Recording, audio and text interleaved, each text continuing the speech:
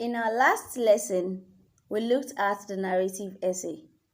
And I can remember that I told you that if you want to share a good or a well-written story about something that happened in your life or someone else's life, a narrative essay is a good way to do that. In today's lesson, we're going to be looking at the descriptive essay. The descriptive essay. Let's quickly look at the objectives of this lesson. At the end of this lesson, you should be able to give the basic definition of a descriptive essay, have an understanding of the techniques used in writing a descriptive essay, and you should be able to write a very detailed descriptive essay using all that you'll be taught in this lesson. Okay, let's move on. Defining a descriptive essay. Defining a descriptive essay. When you hear the word describe, what's the first thing that comes to your mind? What do you think about? For most people, describing is a way of illustrating something with words. You can describe a feeling, a sound, an emotion, an event. Yes, you can describe an event. Descriptive essays are just the same. What do? They help you illustrate something in a way that your reader can see, feel, or hear whatever it is you are talking about. A descriptive essay allows a reader to understand the topic by using illustrative language. Okay, now let's look at some of the techniques that are needed for the descriptive essay. The very first one is the five senses. The five senses. It's very important. It is needed for a descriptive essay. Okay, now descriptive essays are great. They are great because, in a sense, they help us to see places we might not be able to see ourselves, hear new things, taste different flavors. The list is endless. Now, how do they do this? They do this through the use of more concrete concepts, which often include our five senses. So that's where the five senses comes in.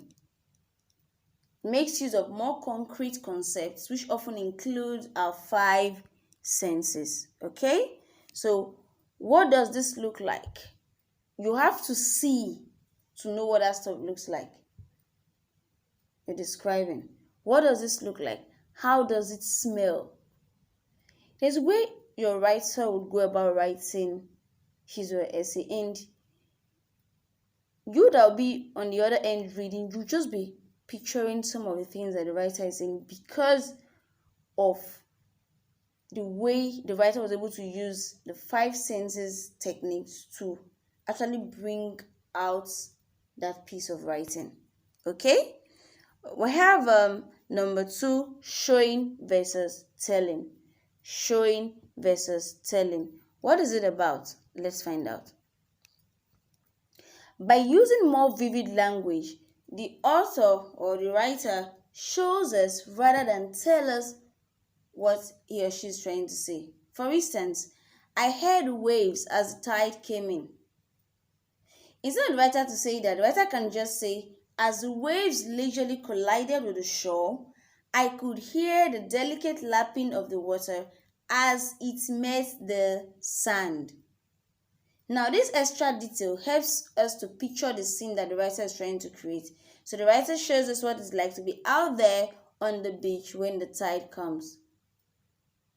If we've gone to the beach before, we'll be able to picture. If we've not, we'll still picture and probably want to visit the beach someday because of what we have read. Okay? So that is it. Now we have the third technique, the use of similes. The use of similes. What are similes? Similes are figure of speech. Okay? Now let me pause there. You've got the button. Run like the wind, Hannah. Okay, it is an example of a simile. Now, what do similes do? They help to set the mood in your descriptive writing. They help to set the mood in your descriptive writing. You've got the button. Run like the wind, Hannah. It's sweeter, it's nicer than run very fast. It's kind of dry. I'm not saying anything is wrong with it, but it's kind of dry. Okay? Now, similes help to set the mood in your descriptive writing. So, run like the wind is an example of a simile, like we already said. So, rather than saying run really fast, you replace the speed with something that might represent running quickly like the wind. Okay? Now, let's move on from here. We have the fourth technique, which is the use of metaphor. The use of metaphor. All the Words Stage by William Shakespeare. Now, what is metaphor? The first you need to know is that metaphor is equally a figure of speech. A metaphor has the same function as a simile, okay? But the comparison between objects is implicit, meaning no like or as is used to signal the comparison. All the words stage. Does it make any sense to you? It is a metaphor. So if your reader comes across something like this, you've already given your reader something to think about. So forgetting your essay would not be very easy for the reader because there's already something for the reader to think about here, okay? Now, let's move on. According to William Shakespeare, all the words are staged, and men and women are merely players. Wow, I've seen another one, okay? I'm the reader. I want to find out what this writer means by this. Rather than saying life is just like a play, William Shakespeare compares the word to where a play is acted out. Okay? So one thing you need to know about similes and metaphors is that they help to make your description more vivid. And by vivid, I mean they make it clear. Okay? They paint a more detailed picture for readers, making it easy for them to understand what it is that you are trying to pass across to them. Okay, I have the fifth technique, which is the organization. The organization. Now, I want you to take note of this. That the subject of your essay and the mood you want to create really dictates how your essay is structured. The subject of your essay and the mood you want to create really dictates how your essay is structured. There are, however, a few ways you can organize your essay to make it easier for the reader to visualize what you're saying, to picture what you are saying. Now, the first option is to organize your essay from general to particular. For instance, how many of us know Ogbe Stadium here in Benin? It's a stadium road off a Kenwan road. You should be familiar with it. If you're not, you can just tell your parents if you're in Benin to take you on a tour there someday. Okay, now if you were asked to describe the swimming pool section at Ogbe Stadium, that's Ogbemudia Stadium here in Benin, you might want to start by describing the setting. Okay, the cool ambience at the swimming pool, the happy swimmers going in and out of the pool. From there, you can now go into the main size of the pool. But don't forget that this structure works well when the subject of your essay is an object. Okay? Now, I have two. If the subject was the entire Ogbe Stadium, you're no longer looking at a section of it. If the subject was the entire Ogbe Stadium, you might want to organize your essay in a way that the story starts at one point in a setting and works the way around. Now, what does this do for your reader? This gives your reader an opportunity to go on a tour of the entire stadium, from the swimming pool section to the basketball court, and then it keeps going on and on like that. Okay? Now, for number 3, I have another. If you're describing an event, now you're no longer describing a section, you're not describing the whole Ogbe Stadium. If you are describing an event, you may want to structure your essay chronologically.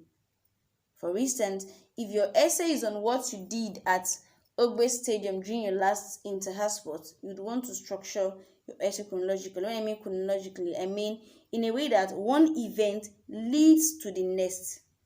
It just keeps going like that. Situation where you don't leave your reader confused as to what you're trying to say. Okay? You can begin with what you did first, and then you can now work your way through all the events that was done that day. All right. I want you to note that a good descriptive essay is well done if the main topic of your writing is understood by the reader. In other words, if your reader cannot follow your work, know that you've done a very bad job and you need to go over your work again. Okay? Now, let's take a look at the samples. It's story time. You know I love stories, okay? I have some very interesting ones that I'm pretty sure you will enjoy. Okay, it will show us the difference between an essay that is descriptive and one that is not. Are you ready for my story? Okay, you can read along with me if you want to. If you don't, you can just listen and enjoy. Okay, sample 1, my first day at school. And I read, I was nervous about my first day at school. My mother dropped me off in front of the school. I got out of the car and heard a bell ring. I walked to class. I found my class and sat down at the front seat. My teacher walked in and yelled at me. That is it. Did you enjoy the story? Okay, so that is the descriptive essay, sample 1. Do you think it's a descriptive essay? Do you think what I just read now, what you're seeing right in front of you, can be called a descriptive essay? Let's go to sample 2. My first day at school. I was nervous about my first day at school. My mother dropped me off in the people's drop-off zone located in front of the school. I got out of the car and I saw the administrator greeting everyone around. The kids were all taller than me. The first thing I wondered was how to get around this huge school. I started looking for familiar faces that I knew to shake out the butterflies in my stomach. I walked around for a few minutes until I heard a loud ring. It was the school bell. Pupils began to rush inside. It was like a stampede of elephants. I followed the rest of the kids. After 5 minutes of walking, I finally found my class. I walked in and found the seats in front of the class. I sat next to a girl who was wearing a bright red sweater. She was annoyed because some of the kids were asking her why she was wearing a sweater when the classroom was so hot. She said it was because she loved the feeling of cashmere and it was her lucky red sweater. I sat there for another 2 minutes, staring around to see if I could recognize anyone. I looked at my schedule and to my surprise, the class would not start for another 5 minutes. I pulled out a stick switch to ease myself of stress. Eventually, the bell rang to signal the start of the lesson. The teacher walked inside, and that's when things started to go badly for me. The teacher yelled at me at the top of his lungs, "No sweets!" Everyone stood, quite shocked. I was nervous and scared, but then the teacher smiled and said, "Unless you have some for me." Okay, that is it. Did you enjoy my story? Okay, so which would you consider to be a descriptive essay? Is it the first sample or the second one? Just think about it. Okay, I know a lot of us will stick to the second one because my kids are bright and intelligent and they're able to figure out things. You stuck with the second one, right? Yes, that is just it. The second sample can best be described as a descriptive essay. The first one is not it. Okay, so that's where we'll end our lesson for today. But before I go, let's quickly do a recap of what we've learned in today's lesson. Okay, we started with the descriptive writing. We said the descriptive essay uses the 5 senses to describe a place, an object, or a feeling. In descriptive writing, the writer must describe the place, the object, or feeling so well that the reader can picture it in his or her mind. Okay, we said make it of 5 senses. Let's quickly leave there. The best topic for a good descriptive essay is one that you have a deep connection with. You have to create a deep connection, a very deep connection. Okay, we looked at similes and metaphors, and we said that both of them, they are widely used by writers to create mental images for their readers, and they help to make their text more lively and interesting. And we said the similes, they do a good job in the sense that they have a way of making your reader know that you know what you're doing.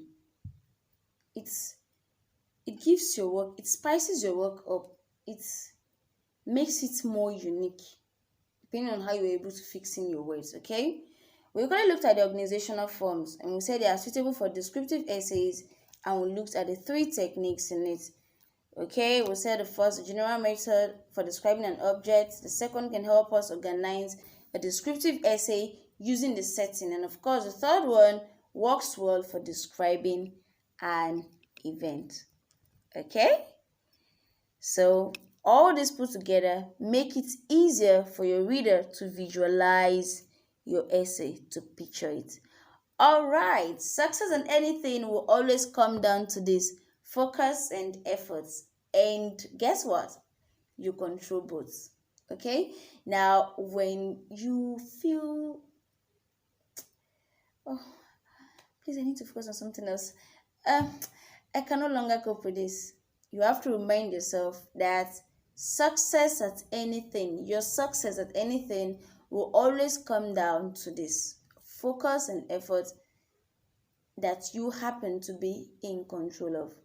Okay, so try to focus your energy, everything on your bookwork. Okay, go the extra mile, same way your parents are going the extra mile for you. Do what it takes. Do what it takes. Do everything it takes. Okay, and when you feel like giving up, always remember and never forget that hard work pays off. It does. It really pays off. Okay, so this is it for lesson for today. Until our next lesson, I want you to stay safe and be good.